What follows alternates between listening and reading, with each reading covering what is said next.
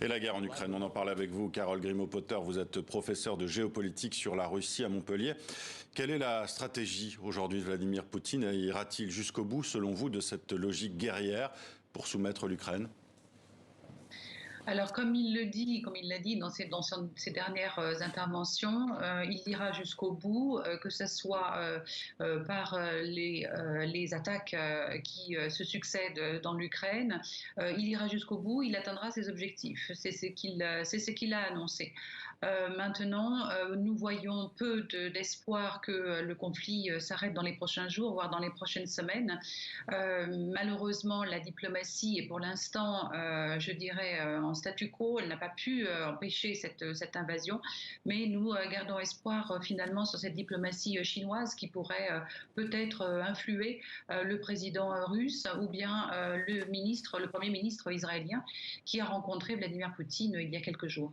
Donc, clairement, ce que vous dites, c'est que les négociations prévues en Turquie en fin de semaine n'ont aucune chance de faire finir les combats. Pour l'instant, je ne crois pas. Je crois malheureusement qu'il va falloir avancer un petit peu plus dans les négociations, notamment déjà avec l'Ukraine, hein, pour les cesser le feu, et ensuite une diplomatie internationale qui, à mon avis, prendra certainement du temps.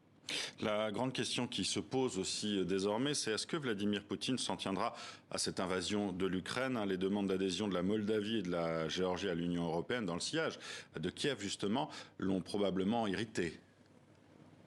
Alors ce n'est pas nouveau, hein. La Géorgie demande à intégrer l'OTAN déjà depuis quelques années, donc une demande renouvelée aujourd'hui, bien évidemment. On comprend l'inquiétude de la Géorgie.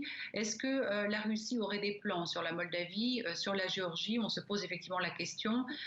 S'il était effectivement dans le scénario russe de continuer cet aventurisme militaire dans ces autres espaces post-soviétiques, cela aurait été certainement plus facile si l'Ukraine avait plié bien avant.